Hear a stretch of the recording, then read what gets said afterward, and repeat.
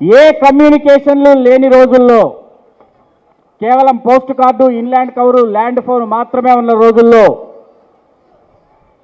ఏ technology లేని రోజుల్లో, ఏ social media లేని రోజుల్లో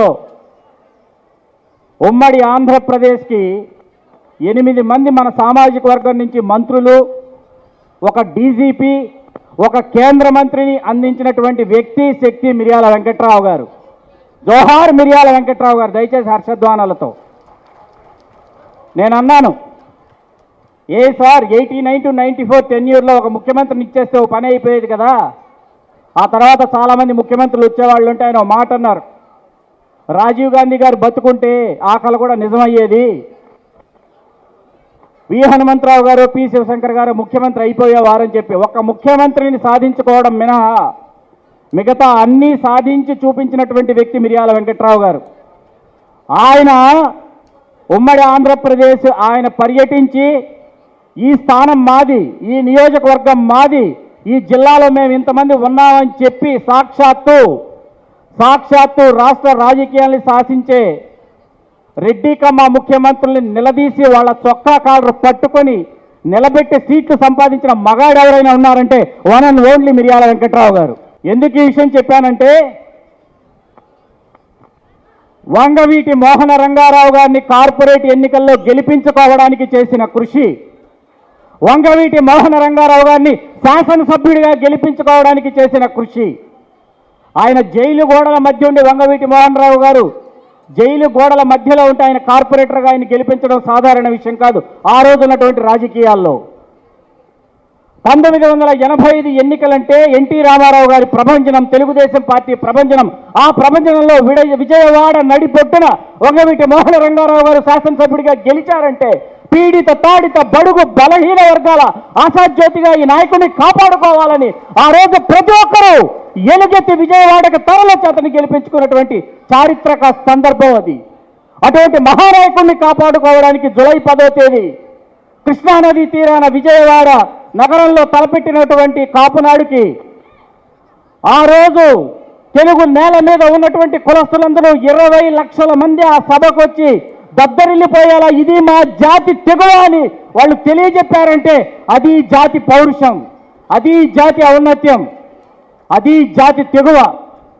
దాన్ని ఆ రోజు ఉన్నటువంటి ఉదయం దినపత్రిక, కేవలం ఒకే ఒక్క ఉదయం దినపత్రిక డాక్టర్ దాసనారాయణరావు గారి సంపాదకత్వంలోని ఉదయం దినపత్రిక మాత్రమే కవర్ చేసేది.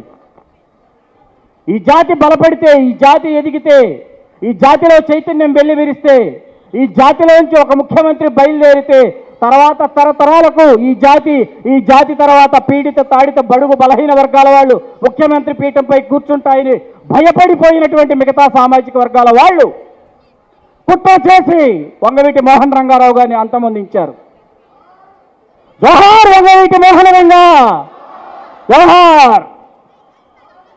జాతిలో ఒక్కొక్క దశలో, ఒక్కొక్క మజిలీలో, ఒక్కొక్క మలుపు దగ్గర ఒక నాయకుడు పుట్టుకొస్తాడు. అటువంటి నాయకుల్ని కాపాడుకోవాల్సినటువంటి కనీస ధర్మం, సామాజిక బాధ్యత ఈ జాతి మీద ఉంది. ఎంతోమంది నాయకులు ఆయా జిల్లాల్లో, ఆయా ప్రాంతాల్లో పుట్టుకొచ్చారు. పార్టీలకు అతీతంగా, ప్రాంతాలకు అతీతంగా, మళ్ళీ చెప్తున్నాను దయచేసి వినండి, పార్టీలకు అతీతంగా, ప్రాంతాలకు అతీతంగా ఈ జాతిలోంచి నాయకులు పుట్టుకొచ్చిన ప్రతిసారి ఆ నాయకుల్ని కాపాడుకోమని చెప్తున్నాం. ఎందుకంటే కొన్ని నియోజకవర్గాలు, ఒక చరిత్ర పరిశోధకుడిగా, ఒక సామాజిక రాజకీయ విశ్లేషకుడిగా చెప్తున్నాను, 1952లో మొదలు పెడితే ఎన్నికలు, ప్రత్యక్ష ఎన్నికలు 1952లో మొదలు పెడితే ఇవాల్టి వరకు కేవలం 2 సామాజిక వర్గాల చేతుల్లో కొన్ని నియోజకవర్గాలు ఇవాల్టికి ఉన్నాయంటే ఇంతకంటే బాధాకరమైన విషయం మరొకటి లేదు. దయచేసి గుర్తుపెట్టుకోండి. ఆయా నియోజకవర్గాల్లో సంఖ్యాపరంగా ఓట్ల రూపంలో నిర్ణయాత్మక శక్తి ఎవరు ఉంటే మనం ఆ నియోజకవర్గాలను అడిగేటటువంటి పరిస్థితుల్లో ఉన్నామా? ఆ నియోజకవర్గాలకు వెళ్ళి అన్ని పార్టీల్లో వెళ్ళి అప్లికేషన్ వేయాలి. అన్ని పార్టీల్లో మీరు అన్ని పార్టీల్లో వెళ్ళి అప్లికేషన్ ఇస్తేనే ఏదో ఒక పార్టీలో నుంచి మీకు ఆహ్వానం వస్తుంది. మీరు అన్ని పార్టీలకు వెళ్ళి అప్లికేషన్ ఇవ్వాలి. అన్ని సామాజిక వర్గాల వాళ్ళు మనల్ని ఆదరిస్తేనే, అన్ని సామాజిక వర్గాల వాళ్ళు మనల్ని ఓన్ చేసుకుంటేనే మనలో నుంచి నాయకులు పుట్టుకొస్తారు. ఆ నాయకులు ప్రజాప్రతినిధులు అవుతారు. వాళ్ళు చట్టసభల్లోకి వెళతారు. వాళ్ళు మన అభివృద్ధి కోసం వాళ్ళు కృషి చేస్తారు. ప్రజాప్రతినిధుల దగ్గరికి మనం వెళ్లకుండా, మనలో నాయకులు ఎదిగొస్తుంటే వారిని స్వాగతించకుండా, వారిని కాపాడుకోకుండా, మనం వీలైనంత దూరం పాటిస్తూ వాళ్ళ మీద రాళ్లు విసురుతూ వాళ్ళని ఎదగనివ్వకపోతే జాతి ఎప్పటికీ ఎదగదు, ఎప్పటికీ ఎదగదు. ఒక్క కాంగ్రెస్ పార్టీలో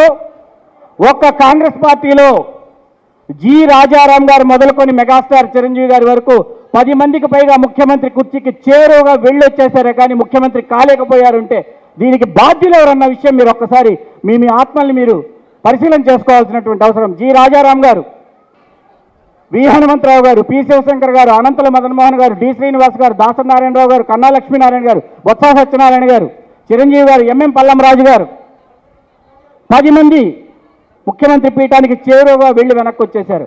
ఒక్కసారి ముఖ్యమంత్రి అయితే ఇటు తెలంగాణకు కానీ అటు ఆంధ్రప్రదేశ్ కానీ ఒక్కసారి ముఖ్యమంత్రి పీఠం మీద అధిరోహించడం జరిగితే చాలా అద్భుతాలు జరుగుతాయి. ఎందుకంటే తమిళనాడు రాష్ట్రానికి వెళితే ఇవాళ విని తీరాలి మీరు. తమిళనాడు రాష్ట్రానికి వెళ్తే మొన్న స్టాలిన్ 7 మంది శాసనసభ్యులకి అవకాశం ఇచ్చాడు ఎన్నికల్లో పోటీ చేయడానికి. 3కి మంత్రిమండలి పదవులు ఇచ్చి 1కి డిప్యూటీ స్పీకర్ ఇచ్చారు. అంటే 7 మందిలో మన వాళ్ళలో 4కి అవకాశం ఇచ్చాడు. ఎందుకంటే బలిజ సామాజిక వర్గం అక్కడికి ఎంత సంపన్నంగా ఉంది, ఎంత చైతన్యవంతంగా ఉంది, ఎంత ఆసక్తికరంగా ఉందో ఒక్కసారి ఊహించండి. మధుర, తంజావూరు, కేలడి, కిట్టూరు, చెంజి, శ్రీరంగపట్నం ఎక్కడికి వెళ్ళినా బలిజలే. మద్రాస్ హార్బర్ బలిజలే, ఎక్కడ చూసినా బలిజలే. బలిజ షావుకారుల వ్యాపారాలే, బలిజ నాయుళ్ళ పెత్తనాలే, బలిజ నాయుళ్ళ ఆధిపత్యాలే. కర్ణాటక వచ్చేటప్పటికి ఒక్కసారి కర్ణాటకలో జరిగే కుల సంఘాల సమావేశాలకు మీరు వస్తే 3 లక్షల మంది 4 లక్షల మందితో యువగర్జనలు జరుగుతాయి అక్కడ. 3 లక్షల మంది 4 లక్షల మందితో ఒక్కసారి ఊహించండి. బెంగళూరు సెంట్రల్ అనే ఎంపీ కాన్స్టిట్యున్సీలో మన సామాజిక వర్గం చాలా తక్కువ, కానీ వరుసగా పిసి మోహన్ గారు 3 పర్యాయాలుగా ఎంపీగా గెలుస్తూ వస్తున్నారు. ఎంఎస్ రామయ్య, ఈ పేరు విన్నారా ఎవరైనా? ఎంఎస్ రామయ్య గారు అనే పేరు ఎవరైనా విన్నారా? పెద్దవాళ్ళకు తెలుసు. మీ తరం, ఇక్కడ ఉన్నటువంటి తరం ఎంఎస్ రామయ్య ఆయన పేరు విన్నారా? ఎంఎస్ రామయ్య మెడికల్ కాలేజీ అనగానే అవును తెలుసు అంటారు ప్రతి ఒక్కరు. ఆ ఎంఎస్ రామయ్య గారు బాగా వినండి. ఇక్కడ మా అమ్మాయి ఉంది, నా కూతురు నా భార్యతో సహా వచ్చా, మా అమ్మాయి కూడా వినడానికి చెప్తున్నాను నేను. ఆ ఎంఎస్ రామయ్య గారు నిశాని, ఆయన చదువుకోలేదు, నిరక్షరాస్యుడు, ఆయన వేలిముద్ర మాత్రమే వేయగలిగిన వ్యక్తి ఎంఎస్ రామయ్య గారు.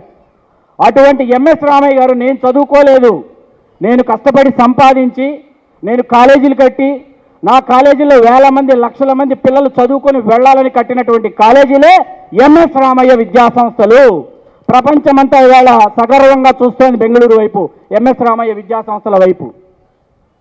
ఇటువంటి మహానుభావులు పుట్టినటువంటి కులం, ఇటువంటి మహామహనీయులు పుట్టినటువంటి కులం బొలిశెట్టి శ్రీనివాసరావు గారు. సాధారణంగా స్వర్గీయ వంగవీటి మోహన్ రంగారావు గారి విగ్రహానికి వారు పుష్పమాలంకృతుల్ని గావించి అంజలి ఘటించవలసిందిగా కోరుతున్నారు.